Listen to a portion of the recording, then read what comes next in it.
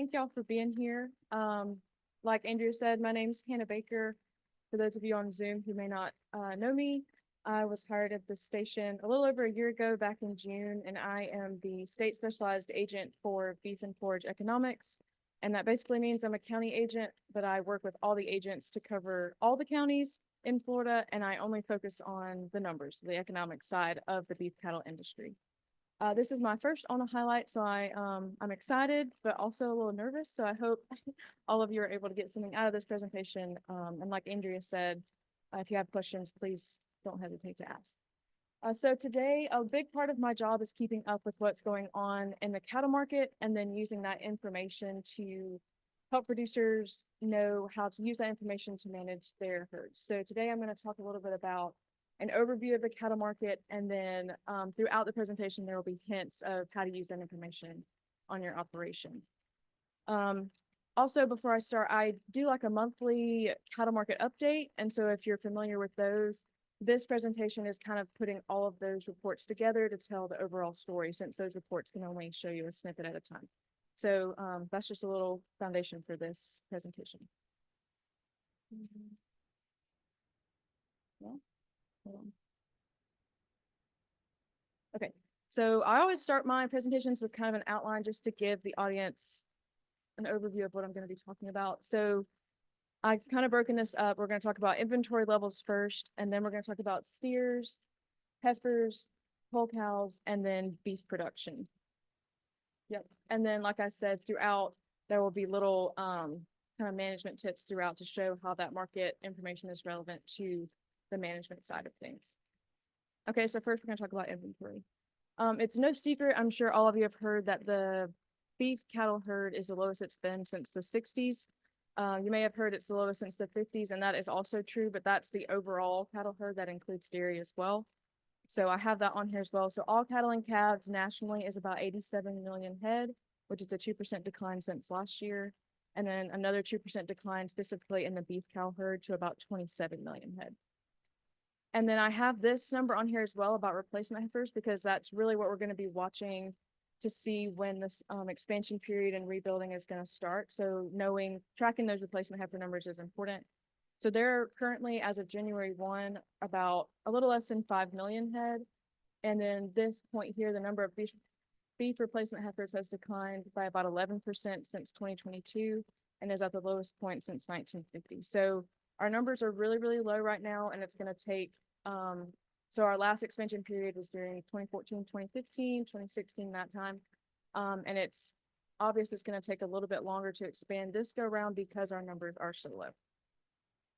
And this is just a map, just reiterating what I just said. You can see Florida down there. We have about 862,000 beef cows. And then you can obviously see Texas has the most, followed by Oklahoma. And then this is another map showing that change from 2023 to 2024. You can see Florida lost about 26,000 head of, not lost, but liquidated about 26,000 head of beef cows. And the majority of the US followed suit, except for a few states. Okay, and then I just wanted to break it down specifically for Florida. So our beef cow herd in Florida is the lowest since 1964. All cattle and calves, which includes dairy, again, is about 1.5 million head, a 3% decline from last year. And then the beef cow herd, again, we have about 862,000 head. And there is a number circulating that says there's 888,000 head, which is not a lie, but that's from the 2022 ag census. And because that was just published, that number has been also thrown out. But this number here, the 862, is the most updated. So I always like to make that point.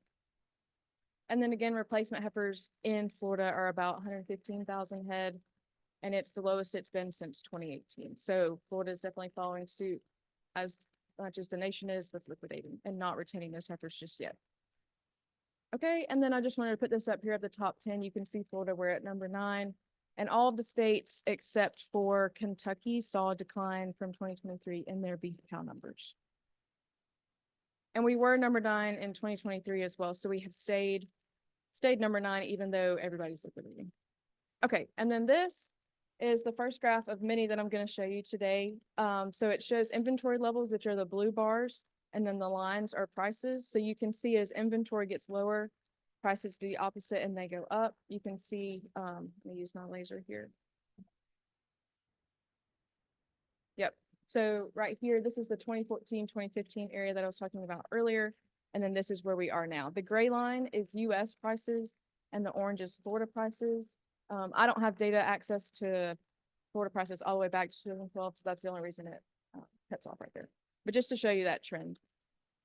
Okay, so now we're just going to break it down into steers, heifers, and cull cows. So steers, we're just going to talk about some prices. So again, I have this graph here, but I wanted to show, highlight these areas again. So you can see that these prices right here in 2015 is kind of where they peaked. And then we saw that seasonality price dip that I'm going to talk about a little bit later in the fall. And then it kind of leveled off and then it started going down.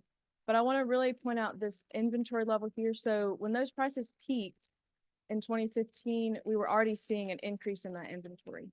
But if we go to today, we're seeing that same price peak and that same seasonality that's going on right now, but our inventory level has declined. So we've already hit that peak we saw in 2015, but we have not started rebuilding yet.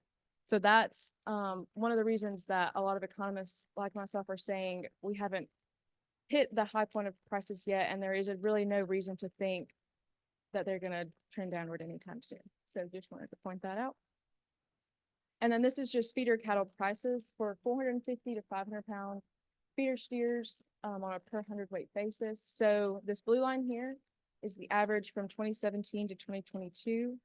And then let me see, the gray line is 2014. So you can obviously see that trend of high prices there when our inventory was low as it is now. And then the yellow line is 2015, the year after that. And so you can definitely see this orange line here is 2023. We followed that trend in 2014 pretty closely. And then the black line is 2024 prices of this year. So you can see we're definitely well above the 2015 prices we saw. And now we've kind of started trending down, but that's again due to that fall seasonality. That's when most cattle producers are selling calves, so there's an influx of supply of feeder cattle. And I'm going to talk about that on this next slide. So yeah, this is an index graph. Don't let it confuse you. So these numbers here are not prices, it's just the index levels. And an easy way to look at it is if the graph is below 1, that means the prices during that month are lower than the annual average. And then the opposite, if it's higher than 1, it's higher than the annual average. So here I'm just showing that seasonality that effect on prices in these fall months. You can see those are typically below average because most cow-calf producers across the nation are selling calves right now. And so an increase in supply is going to definitely affect that price. Okay, and now we're going to talk a lot more about the female side of cattle production, heifers and cull cows, because without female cattle, we don't have steers to sell. So they're really important to watch to see how the market is acting. So this is the same, this is the steer and heifer price gap graph that I put together. So we can kind of see the gap's been kind of steady since 2022, and it kind of spread here, but it's gone back together here. And the reason for that we can kind of keep watching is they both moved down together again from the seasonality, but you can see that gap is not as wide as it was here. So even though steer prices are falling and heifer prices are falling right now, that gap is closing because female cattle are their value is increasing as expansion is going to start. So just wanted to make that point that heifer prices are going to be lower than steers, but that gap is kind of a cool thing to watch to see, even though they might be declining, female cattle are worth a lot and their value is going to keep rising as expansion starts. Okay, and this is that same graph just without the steer line. You can definitely see since January 2022, prices for heifers have immensely increased. And so with those high prices over the last year and a half, it's encouraged producers to sell weaned heifers rather than retaining them, and they're all going into feedlots. And because of that, again, our replacement numbers are down. So this right here is 2024. You can see we're the lowest we've been since back in the 1990s, according to this graph. Okay, so all those heifers are not replacements, they're going into feedlots. So this is the percentage of heifers on feed. They're in the feedlots, becoming fat cattle. So I'm going to break this down a little bit. So January 2015 and October 15, that again was the period time of expansion. And you can see the percentage of heifers on feed out of all cattle on feed was around 32 to 34%. But you can see now starting in October 23 up until July 2024, that percentage has stayed right around 40%. And so that's another indicator that we can follow to see that expansion has not started and rebuilding these herds through heifer retention has not started. We could see a little dip in April, but it went right back up in that July quarterly report. So it's just a really big indicator that expansion has not started yet. Okay, and then all those heifers that are in the feedlots, once they become fat cattle, they go to the packing plants to be harvested. So this red line here is the 2018 through 2022 average. The dotted line is 2023, and then that blue line is 2024. So you can definitely see we're well above average in the amount of heifers that we're slaughtering, and that's because a lot of heifers are going into those feedlots. All right, and then this is kind of a similar graph showing the percentage of heifer slaughter in comparison to all cattle being slaughtered. So that green line is 2024, the blue and yellow lines are 2023 and 2022. And then those bottom three lines are the period during our last expansion, 2015 through 2017. So you can definitely see, even though our cattle numbers are low, there's still, all our heifers are going into the feedlots for the most part. So that percentage is staying pretty high. Let's see if it's, there we go.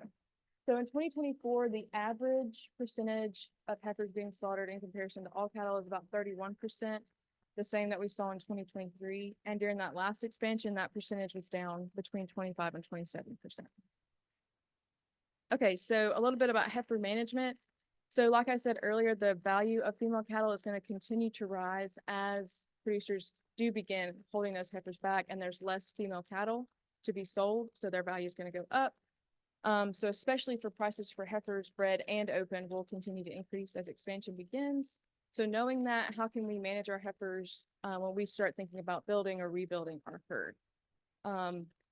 So if the cost to develop and breed a heifer is less than the purchase price of a bred heifer, so say you're kind of going back and forth between you want to raise them or is it cheaper to buy a bred heifer? If the cost to develop her is less than that of a bred heifer, then a profitable investment has potentially been made, or vice versa. So an example would be if the development costs for a heifer are between $1,800 and $2,000 per head per heifer. Well, as of last Friday in Florida, the average price for a young bred cow was about $2,000 per head. So right there, we're already seeing there's kind of a back and forth.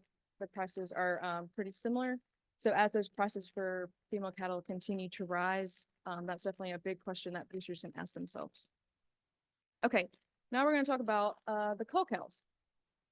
So national cull cow prices, again, like steers and heifers, those prices are well above what we saw the average in 2018 through 2022 and well above 2023. And so another kind of management question here is because the value of female cattle are rising and producers are going to start thinking about rebuilding.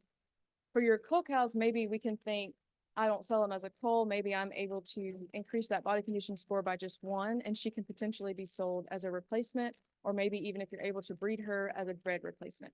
Because your cull may be someone else, another producer's replacement cow. So that's just another question to ask to try and get a little bit more value out of that cull cow. Okay. Now we're going to talk about cow slaughter. So we already talked about heifer slaughter, but I'm just going to do the big picture here with cows. So this is all female slaughter. So that includes dairy, all dairy cows. You can see this blue line is 2024. Again, we're well below the average and what we saw last year just because we've liquidated so many cows. We don't have that many cows to pull anymore that are going into these packing plants. So again, this is another graph, just like the heifer one, showing that percentage of total cattle slaughter, which this one also includes dairy. So the green line is 2024, and then those blue and yellow lines are 2022 and 2023.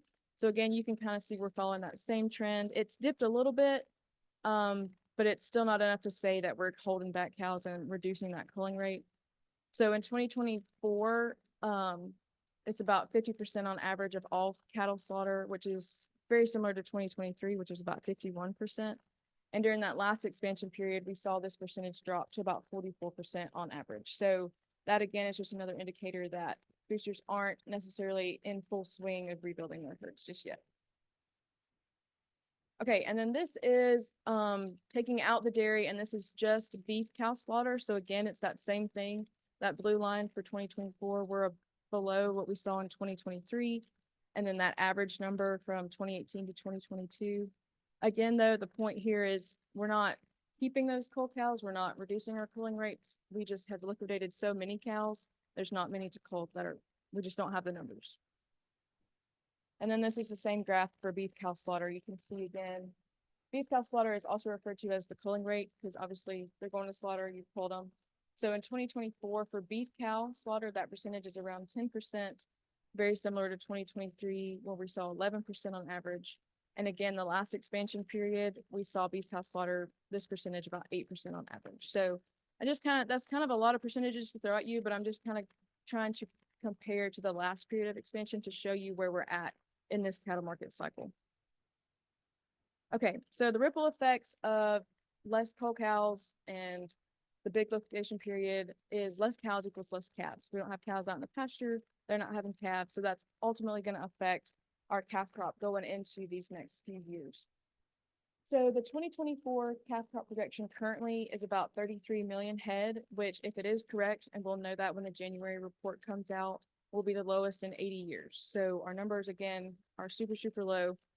You can see Florida's down there at the bottom. It's a decrease of about 20,000 head, and then Texas with a whopping number of 300,000 head. So that's just a ripple effect of us liquidating over these last couple of years. Okay, and then a ripple effect on top of that ripple effect is less calves equals less feeder cattle supplies. There's not enough calves going into those feedlots, and then that in turn affects beef production. So the current supply of feeder cattle, which are all those calves in the pasture that haven't been sent into feedlots yet, is about 24 million, and this is also the lowest supply of feeder cattle in about 53 years.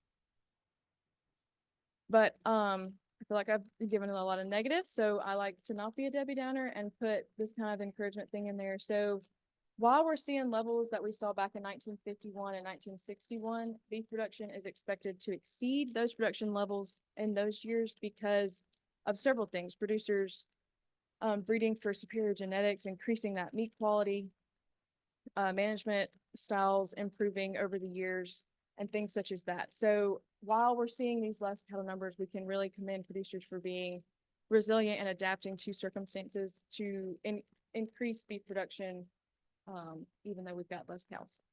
So, all right, so that goes into beef production.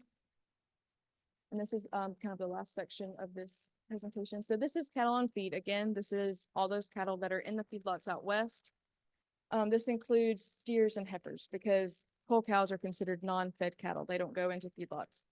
So the dotted line is 2023, red is the average over the last 4 years, and then the blue is 2024. So you can kind of see we've stayed almost right there with 2023, but when you look at the month-to-month reports, it looks similar to last year, but if you total all of them up from January up to July, it shows that placements, so feeder cattle going into feedlots, is down about 2% compared to last year. So that begs the question though, if placements are lower, so we're not sending as many cattle into feedlot, why does it appear that there hasn't really been a decrease in the number of cattle on feed? Because you can see, again, we're kind of hugging those averages in 2023 lines.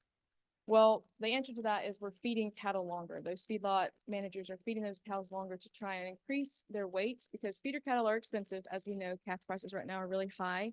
So they're having to pay a lot to have those feeder cattle. And then feed costs right now for feedlot managers is relatively lower than we've seen the last couple of years. So they're trying to add more pounds. So when they sell them as fat cattle, they're able to at least break even or potentially make a profit. So you can see here, the dotted line is 2023 again, the average line is the red one, and then 2024 is the blue line. So you can see, especially in those winter months, we're feeding cattle a lot longer, and we're still feeding them longer than on average.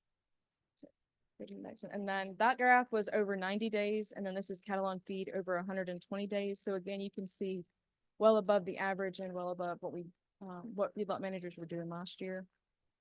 So the average number of days so far in 2024 for steers and heifers is 196 days for steers and then 188 days for heifers. In 2023, it was 189 days for steers and 180 days for heifers. So feedlot managers are really trying to do the most with what they've got. Okay, and then obviously feeding cattle longer is going to influence their carcass weights. So again, that blue line for 2024, well above what we saw in 2023 and the average. This is the average just weight for steers. And I believe for this month, the average is about 919 pounds for steers. And then same thing for heifers, well above what we've seen in the past. Their average for this month is about 835 pounds. And so in turn, that's obviously going to affect beef production, which I'm going to get to in just a second. So this is all cattle slaughter. So steers, heifers, cull cows, bulls, all of it.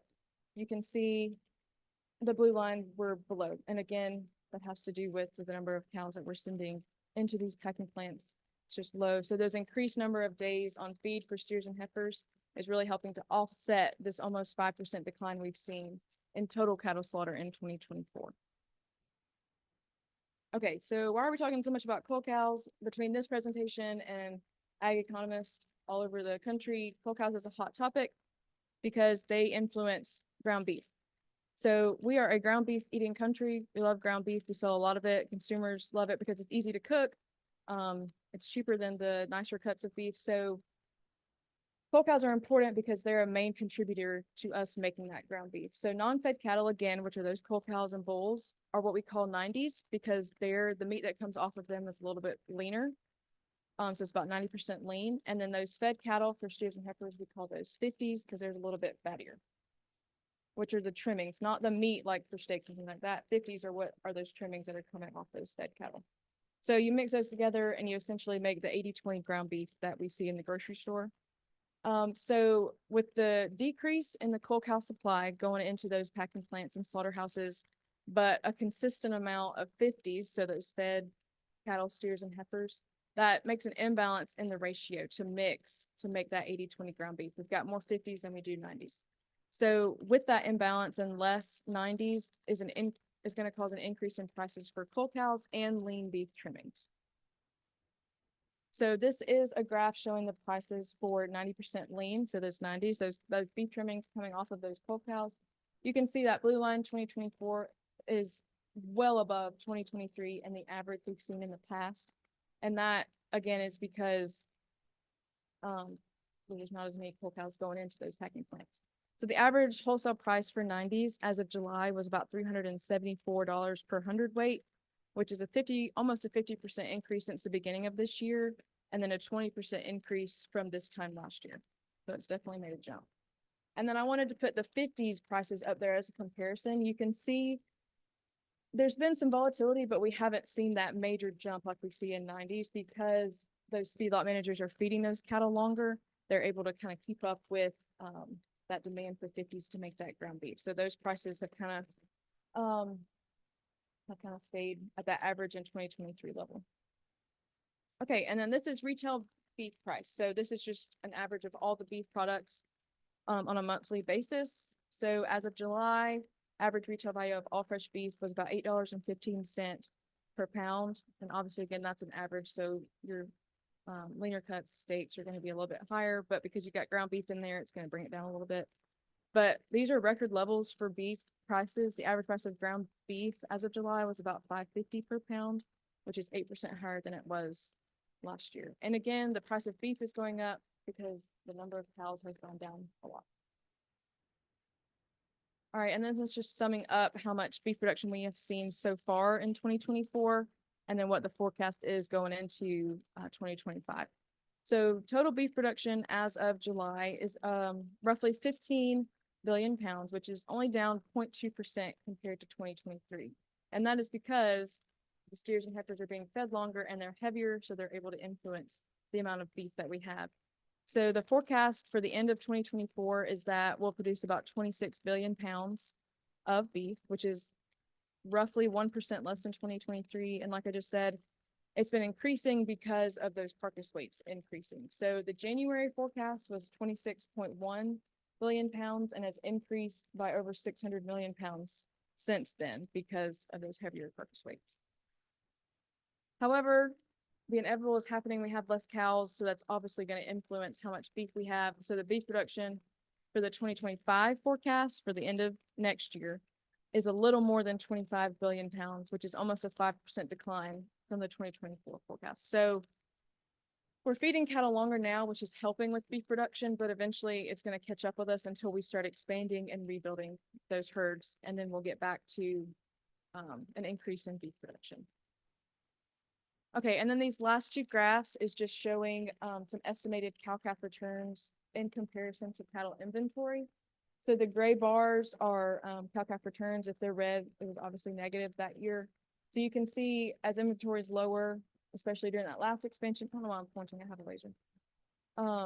That last expansion period, cow-calf returns were pretty favorable, even though inventory was really, really low. And then we're seeing that same thing again here in this day and time with inventory levels super low. Returns are expected to be pretty favorable, but that could not be the case for all producers. Some producers still might be breaking even because our cow-calf costs are higher than still higher than what we saw pre-pandemic, and then obviously 10, 20 years ago. So while some producers may be experiencing favorable returns and those profits, some producers may be only breaking even because costs are still high. But as you can see, prices have come down since that 2022 time when inflation was crazy, even though it's still crazy. Costs are expected to decline over the next couple of years. So hopefully that will also influence positive returns for producers. Okay, and then I always like to end with just some takeaway main points from the presentation. So even though we're seeing some seasonality prices right now in cattle, so again, like I said, the fall months, it's not uncommon to see a dip in prices because of all the calves that are being sold. Prices are not expected to continue decreasing into the spring to an all-time low. We should expect to see those prices go back up in the spring like we always do for seasonality, and then kind of stay at that level. But it's all going to depend on when producers decide to start rebuilding and expanding. The value of female cattle is going to increase as expansion becomes reality. And the reason I say that, what that means is when producers decide to start expanding and rebuilding, they're going to start retaining those heifers and not culling as much. So that's less female cattle going into those sale barns and feedlot to those feedlot managers. So their demand for those cattle is going to go up. So the price is going to go up. Okay, and then like I said earlier, expansion is expected to happen at a slower rate than 2015 because we still are experiencing pretty high input costs and interest rates. Forage availability also plays a role because we came out of that nationwide drought we saw in 2022, 2023. And a lot of producers may not be recovering from that, even though with all the rain that we've gotten recently. It's just forage availability is always plays a role in liquidating your herds, and then obviously low inventory numbers. Consumer demand for beef will be one of the drivers of prices for feeder, fed, and cold cattle. So right now, demand for beef products is fairly steady, even though we've seen such a rise in beef prices. So it's really important to continue for our producers to continue delivering that high quality product that consumers love, and they'll continue to pay for our beef products. But that's definitely a factor to watch is consumer demand, because if that falls, that's definitely going to influence prices of cattle.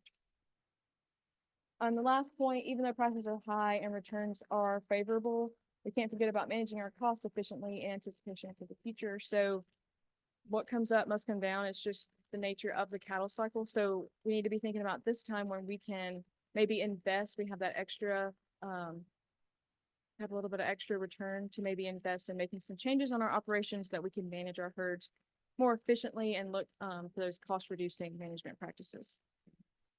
Okay, and that's all I have. Does anyone have any questions? Thank you for listening.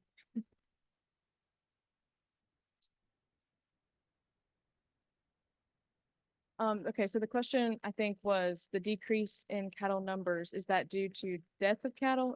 Or was that your question? Or management? So obviously we're going to have some, cattle die throughout the year, but the main reason for that, those low inventory levels, is because we saw such a nationwide drought, a prolonged drought period in 2021, really in 2022, and then even on into 2023. So with drought comes less forage, and so producers are getting rid of those cattle because they can't feed them. They can't afford to put them on supplement year round. So that's why we're seeing those low inventory numbers, because producers didn't have the forage to keep those cattle. Yep, no problem. Anybody else in the house? I think Philippe has a question. So Philippe's question, oh goodness. Do you or any other economist believe the election results could change the predictions just presented? So, yes, there have been other economists that say it will affect it, but personally, I have not dove deep into that perspective, but during an election year, that's going to affect pretty much everything. So yes, I do believe election results will play some role, but I don't know enough about it right now to speak on it in detail. But yes.